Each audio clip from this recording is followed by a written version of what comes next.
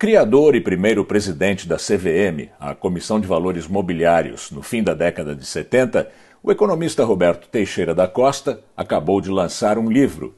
O Brasil tem medo do mundo ou o mundo tem medo do Brasil? Reflexões e comentários sobre o isolamento internacional do país pré e pós-pandemia. Nesse livro, Teixeira debate o que ele chama de medo ligado ao processo de internacionalização do Brasil e os seus desdobramentos, como o isolamento internacional do país, uma tendência que pode ganhar força depois da pandemia. Veja na entrevista do Planeta Azul. Roberto, como é que você escolheu esse título do livro? Por que o Brasil tem medo do mundo ou o mundo tem medo do Brasil? Rodolfo e participantes do Planeta Azul. Ao longo da minha vida profissional, eu tive duas fases marcantes. Antes da Comissão de Valores Mobiliários e pós-Comissão de Valores Mobiliários. Só relembrando que a comissão foi criada no Brasil depois da grande crise que o mercado financeiro teve no final dos anos 70 e 71, e que redundaram em reformas sensíveis para que o mercado de capitais voltasse a funcionar de uma maneira constante e sadia. Da crise de 71 ficou evidente que o Brasil não dispunha de uma comissão de valores e que o mercado de capitais era regulado pelo Banco Central. Então, o Bulhões Pedreiro e Lamy, que haviam feito a reforma da CSA, também com esse mesmo objetivo, de criar condições para o Brasil ter um bom mercado de capitais, foi criada a CVM. E eu, que à época, já tinha quase 19 anos de vivência no mercado de capitais, fui convidado para ser o presidente da CVM. E foi um trabalho interessante. Eu me desliguei totalmente do setor privado, criei um órgão baseado na minha vivência e no que eu aprendi conversando com outras instituições. E assim foi. Essa experiência da CVM me abriu os olhos para várias atividades que eu nunca ou anteriormente tinha dado muito pouca atenção. Uma delas foi a inserção internacional, a inserção do Brasil no cenário internacional. A CVM me abriu os olhos porque eu me dei conta que, com a abertura de mercados, com o fluxo de capitais circulando de uma maneira, de uma intensidade até então não vista, o Brasil precisava ser preparado para ser um receptor de capitais. Então, quando eu saí da CVM, no final de 79, começo de 80, eu disse, não, eu tenho que me dedicar parcialmente à questão de internacionalização do Brasil. E coincidiu que havia sido criado o Conselho Empresarial da América Latina, o CEAL. Então, isso foi uma coisa que me deu um pretexto grande de emergir na área internacional. O CEAL foi criado por uma iniciativa de empresários brasileiros e argentinos, pré-Mercosul, que entendiam que era fundamental haver um entendimento maior entre os empresários dos dois países. Então, nós fomos convidados e o Ricardo Esteves, um argentino, foi visitando a América Latina toda e convidando cada vez um grupo mais expressivo de empresários para fazerem parte do Mercosul. Portanto, isso me deu uma janela enorme de conhecer a América Latina durante os 8 anos que eu fui presidente. Simultaneamente, eu tinha muito boa relação com o Luiz Felipe Lampreia, que foi o ministro das Relações Exteriores, e eu estava com a ideia de que no Brasil precisava ter um órgão tipo Council on Foreign Relations dos Estados Unidos, que se dedique empresários e governos estivessem juntos discutindo relações internacionais e a inserção do Brasil no exterior. O Luiz Felipe comprou a ideia, ele também gostou do assunto, e fundamos o SEBRE há 30 anos, há 28 anos atrás. O SEBRE hoje é uma realidade e é uma presença marcante nas discussões de temas que referem ao Brasil. Depois disso, outro empresário importante criou o Foro Iberoamérica, tá? Com Carlos Fuentes, novamente com o Ricardo Esteves, onde participaram Gabriel Garcia Marques e outros. A ideia do Foro Iberoamérica não era tão financeira e econômica, era mais cultural, porque nós estávamos perdendo os nossos valores com tanta proximidade da América, e era bom restaurar um pouco os valores com a Iberoamérica. E mais tarde com o Council on Foreign Relations. Quer dizer, tudo isso somado, Noves Fora, eu cheguei à conclusão seguinte: o Brasil não está se dando a importância relativa que merecia no contexto internacional. Nós temos tido problemas, vamos ter problemas, mas o privilégio de você viajar, ver o Brasil do lado de fora, me abriu muitos olhos. Nós nos subestimamos e superestimamos os outros. E nós não podemos carregar esse complexo de terceiro-mundismo. De modo que nós temos que nos preparar. No mundo em transição, que nós já vimos percebendo, nós não podemos ficar atrás dos outros, nós temos que sair e lutar. Eu, numa conferência em inglês, uma vez, eu falei assim: quem não faz poeira, come poeira. Um dos principais assessores do Clinton, que estava presente, o McCarthy, ele disse assim: Roberto, cada vez que eu vejo você, eu me lembro da sua frase: quem não faz poeira, come poeira. Portanto, nós não podemos ficar comendo poeira, nós temos que fazer poeira. E nós temos todas as condições para fazer poeira. Um país de 230 milhões de habitantes, com reservas físicas naturais, com um litoral do tamanho do Brasil, com empresários criativos, com empreendedorismo vigorando. Né? E nós temos tantas coisas positivas e nós não podemos nos diminuir ficando isolados desse cenário mundial que nós estamos tendo que conviver. Ela abriu o mercado em 1900, quando foi presidente, e de lá para cá o Brasil não tem ainda aumentado a sua participação no comércio mundial. Essa mentalidade subalterna que você aponta do Brasil, ela não é nova, ela tem história. Nós fomos colonizados, tivemos uma história sempre ligada à metrópole até então, e depois Quais são as raízes que você vê para essa subalternidade psicológica do Brasil? Isso que você falou está no meu livro, viu? Porque eu acho que temos sido colonizados pelos portugueses. As capitanias hereditárias, que cada um recebia uma dotação para gerir uma parte, mas tinha que responder à coroa. Né? O fato de nós não nos posicionarmos, sempre dependemos da corte para resolver os nossos problemas, criou uma mentalidade de dependência. Você tem absoluta razão. E eu, no livro, eu aprofundo e a discuto com muito mais. Quer dizer, eu acho que é uma coisa que realmente nos dá um pouco da história. E como você muito bem colocou, também não é somente uma coisa do passado e do presente, porque nós nos acostumamos a ir a Brasília resolver os problemas. Uma das coisas que eu fiquei perplexo, visitando alguns congressistas americanos, eles nunca tinham sido visitados por um grupo de empresarial brasileiro. Quer dizer, o Brasil achava que resolvia todos os seus problemas via as embaixadas, via Brasília. Quando nós não nos expunhamos, nós não dávamos as caras. Uma reunião que eu participei durante 3 anos consecutivos, depois da faixa etária me criaram inibições de participar, fui vedado, foi o Davos, o World Economic Forum. O Brasil tinha uma representação subalterna, quer dizer, não em qualidade, mas em quantidade. Enquanto a Índia, por exemplo, levava um contingente liderado pela Federação das Indústrias, o Brasil ia com meia dúzia de gatos pingados, entende? E não abria espaço nas discussões. Isso é de lamentação. E falando em Federação das Indústrias, isso me dá um gancho também, porque a preparação do meu livro, além de algumas entrevistas ao vivo, eu mandei questionários para muitas associações de classe do Brasil, cerca de 18, né? Expondo os objetivos do livro, o que eu pretendia com a sua confecção. E eu fazia uma série de perguntas. Por exemplo, como é que os seus associados, como é que eles se veem no exterior, como é que é o nível de representação que eles têm para os contatos externos, e assim por diante. Dos 18 formulários, questionários que eu mandei, somente 2 responderam. Quer dizer, isso prova, melhor do que nada, o pouco interesse, a pouca curiosidade.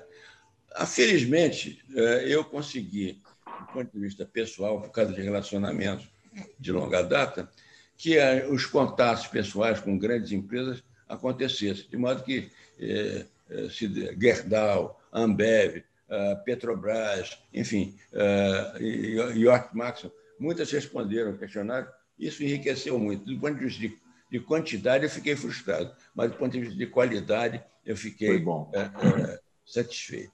Mas, ainda me expandindo na sua pergunta, essa dependência criou também uma visão de que nós devíamos simplesmente nos concentrar no mercado interno, de modo que nós criamos um protecionismo muito grande do ponto de vista de não permitir a entrada de estrangeiros para concorrer com a indústria brasileira.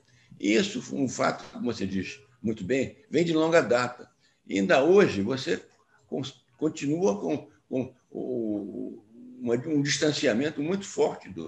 Quando o Collor abriu o mercado externo, diminuindo sensivelmente as tarifas, não foram poucos os que disseram: puxa, mas nós estamos abrindo o mercado sem dar nada em troca. O que o Brasil vai lucrar com isso, né? O Botafogo Gonçalves, que foi ministro da Indústria e Comércio, me contou que uma vez foi aqui numa reunião em São Paulo, creio do IED ou da Fiesp, em que foi questionado por que o Brasil estava investindo na Argentina, quando não estava gerando mão de obra no Brasil. Quer dizer, uma mentalidade tacanha, né? Dissociada da realidade de um país que devia ter olhar holisticamente para toda a região, né?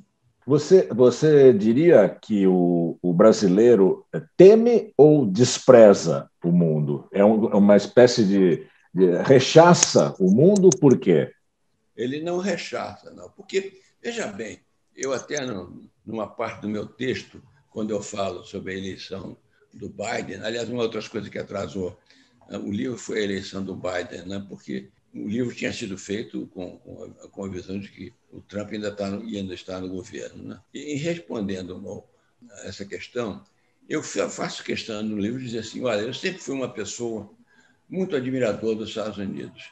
Meu pai estudou na Universidade de Michigan e se formou em 1924. Minha mãe trabalhou na Fundação Rockefeller.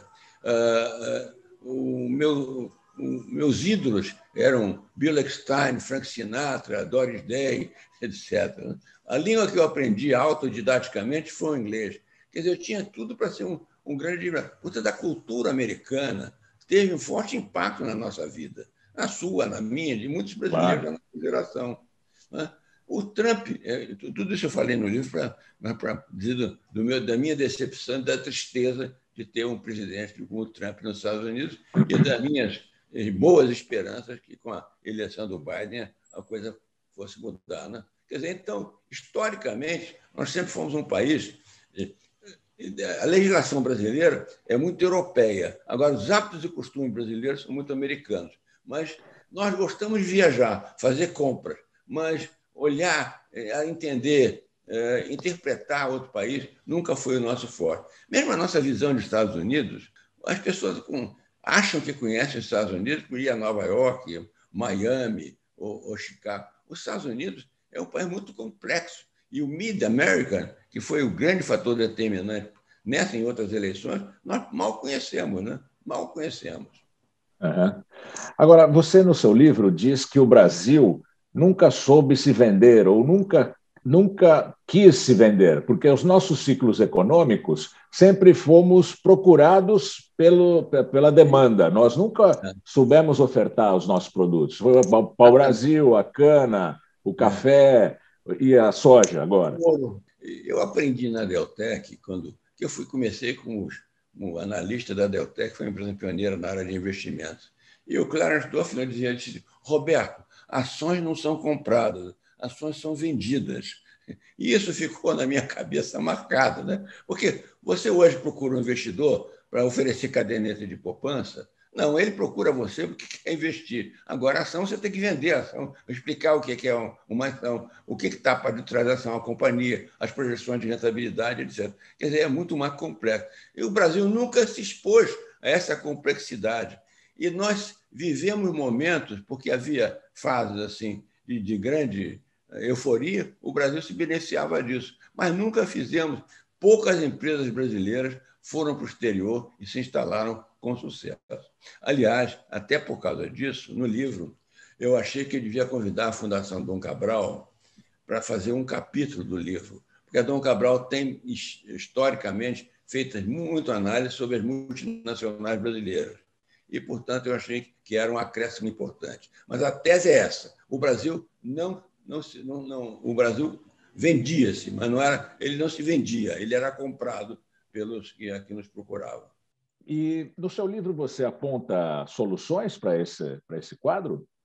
Sim, eu tenho 20 e tantas soluções, né? Que vão desde a de maior abertura da economia, empresários mais abertos, conselho de administração das empresas mais ligados aos temas internacionais, um governo, outro não focalizamos, mas é um parênteses aqui, o governo brasileiro nunca também deu grande ênfase a essa internacionalização da economia. É curioso isso, quer dizer, os governos não criaram muitas facilidades. E, aliás, uma das razões de eu ter convidado o Dani Iosp para o debate foi por isso. Quer dizer, ele disse: olha, Roberto, nós somos, as empresas que vão para o exterior são verdadeiras heroínas, porque realmente só tem dificuldades e o Brasil não cria nenhuma facilidade para as empresas investirem no exterior. Quer dizer, nós nos sentimos isolados do mundo, né? O Fernando Henrique tem uma frase: nada mais agrada do brasileiro do que estar isolado. Quer dizer, isso é uma coisa até doentia, né? Quer dizer, você não pode ser um cidadão do mundo, você tem que olhar. Já chegamos a ser a quinta ou sexta economia do mundo. Nós temos que reagir e lutar contra isso e ele levantar a cabeça. A globalização, ela atuou no sentido de abrir o país ou de ser vítima da globalização com substituição da nossa indústria pela indústria por manufaturas importadas? Como é que você viu o fenômeno da globalização no Brasil? A globalização, uma pandemia, foi bom você ter feito essa pergunta. A pandemia e a globalização, elas colocaram na nossa cara as nossas deficiências, entende? Por que nós éramos contra a globalização? Porque nós tínhamos uma estrutura burocrática de gestão da economia que não facilitava absolutamente. A burocracia brasileira atrapalhava os negócios. Você já deve ter visto, eu não tenho de cabeça, mas certamente, o Brasil é o país no mundo que as pessoas gastam o maior tempo possível para preencher o imposto de renda, as declarações de natureza fiscal. Quantas pessoas... Uma vez quando eu estava na CVM, eu fui a um médico homeopata, um cientista, e ele tinha uma placa na entrada da sua sala, um homem de uma certa candura até. Aqueles que forem declarar os meus ganhos no imposto de renda, favor me avisar, entende? Eu achei aquilo muito gozado. Ele disse: mas, doutor Calil, o senhor tem essa expressão? Doutor Teixeira, é uma trabalheira enorme essa de preencher imposto de renda. Não é que eu queira boicotar ou sonegar, mas me cria complicações muito grandes. Tem que ter um contador para fazer isso. Quer dizer, nós não criamos facilidades, né, Rodolfo, para as pessoas serem bons taxpayers. Né? Nós criamos dificuldades. Pagadores. Isso dificulta. Né? Agora, qual é a responsabilidade da elite brasileira nesse processo? Não do imposto de renda, claro, mas nesse processo de tornar o país subalterno sempre. Eu acho que, lacto sensu, eu começaria pelo próprio Congresso Nacional. Os congressistas brasileiros, com raras e honrosas exceções, são muito pouco ligados. Você vê a atividade do congressista americano nos temas internacionais. E você compara com os brasileiros, mesmo guardando as proporções devidas, são coisas de uma assimetria absoluta. Aqui, agora, a Cátia Abreu, na Comissão de Relações Exteriores do Senado Federal, está mostrando uma presença maior. Eu mandei um e-mail para o Aécio Neves, que é o presidente da Comissão de Relações Exteriores da Câmara dos Deputados, e disse: olha, vocês têm que ter maior presença. Não é possível que a Câmara e os representantes, às vezes escolhidos para serem aqueles que vão liderar esse assunto, são pessoas muito pouco preparadas. Não é o caso atual, hein? Não é o caso atual, é porque eu acho que tanto a Cátia como o Aécio, independente das suas conotações políticas, que não convém discutir, são pessoas muito preparadas. Quanto às elites, elas se conformaram com o protecionismo, né? em guardar o seu sacrosanto mercado para não ser invadidos pelo estrangeiro. O Collor abriu o olho das pessoas dizendo, escuta, mercado não é o nosso mercadinho, não. Hoje é um mercado, é um supermercado mundial. Se nós não tivermos nesse supermercado mundial competitivo, nós estamos fora. E é o que está, de certa maneira, acontecendo. Agora, vem uma possível reviravolta aí, Rodolfo, que é a questão da pandemia, né? Porque a pandemia. Porque o próprio também... Biden, Roberto, o próprio Biden, nas ações dele agora, frente à pandemia e com o pacote todo dele de estímulo à economia americana, ele anda mais na direção protecionista do que de abertura, né? Exatamente. Então, quando falam em multilateralismo, a volta do multilateralismo, eu digo, todas as evidências que eu estou vendo até agora são no sentido contrário, porque normalmente está todo mundo se protegendo. Eu ia até comentar isso pela razão seguinte: a pandemia demonstrou, Rodolfo, que os países estavam, eles, muito dependentes de alguns outros países no fornecimento de insumos, particularmente da China, né? Os insumos para as vacinas, os respiradores e outros. Quer dizer, de repente, a China abriu os olhos, o pessoal abriu os olhos para a China e disse, mas espera aí, nós não podemos viver numa situação em que nós vamos ficar totalmente dependendo da China. E outro dia, a Hillary Clinton, num depoimento que eu ouvi parte, ela disse o seguinte, olha, mesmo que a custos mais altos, eu acho que nós temos que fabricar certos produtos aqui nos Estados Unidos, porque realmente nós não podemos ficar na dependência de países que amanhã nós não sabemos qual vai ser a sua relação bilateral conosco. Quer dizer, então, isso compõe realmente, como você diz, uma situação de protecionismo. E, então, nós estamos precisando abrir a economia no momento em que o mundo todo está protecionista, que cria um desafio ainda maior, né? E o Estado tem um papel nesse jogo novo? Fundamental, fundamental. E aí, o presidente Bolsonaro tinha, na sua campanha, um ideal liberalizante e convidou uma pessoa extremamente preparada e com uma visão de mundo moderna, de abertura, etc. Mas, na realidade, o que eles conseguiram dentro disso, eu não falo tanto do Bolsonaro, mas principalmente do Paulo Guedes, foi um pouco frustrante, né? Porque eles não se deram conta dos obstáculos que eles iam tentar vencer para que realmente essa abertura acontecesse, né? Como diz aquela velha história, faltou da história do Garrincha, faltou combinar com os russos. Os russos. Né? Os russos aí, o Congresso, né?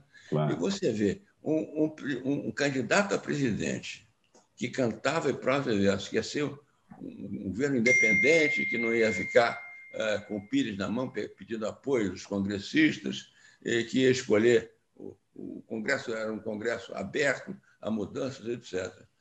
Não só criamos agora um centrão, como o centrão agora que está comandando o país. Né? Quer dizer, foi um retrocesso brutal. Por isso eu volto no estudo que eu estou terminando, um outro assunto. Eu escrevi um artigo, não sei onde eu vou publicar, porque ele ficou um pouco longo, o Brasil tem salvação. Porque eu fiquei muito chocado, Rodolfo, com aquela expressão do Papa, né? Santo Padre, prega per noi brasiliani. Voi non avete salvezza. Troppo casaccia e niente preghiera. Eu acho que aquilo foi inadmissível. O Papa dizer que o Brasil não tem salvação, que é um país de cachaceiro. Ora, tenha paciência. O líder da maior igreja católica do Papa, de um país que é bastante católico, mas fazer uma observação daquela é uma coisa inaceitável. Mas eu estou escrevendo... que lá ele foi mais argentino do que Papa. Pois é. Diz um amigo meu que coincidiu a declaração no dia que o River Plate perdeu para o Fluminense. Mas ele é torcedor do São Lourenço. Mas voltando a esse assunto, esse artigo que eu estou escrevendo, eu, no final, digo assim o seguinte, olha, nós vamos ter uma chance de ouro agora em 2022. É o momento do Brasil fazer uma escolha certa de um estadista. Rodolfo, caros participantes desse evento, eu acho que realmente existem políticas que não devem ser políticas de governo, são políticas de Estado. Por que nós estamos tão atrasados na educação, no saneamento básico, né? Quer dizer, nós não nos damos conta. Vem um governo e elege algumas prioridades, outras não. E fica nesse... Tem coisas que deviam ser permanentes, política de educação. Quando você...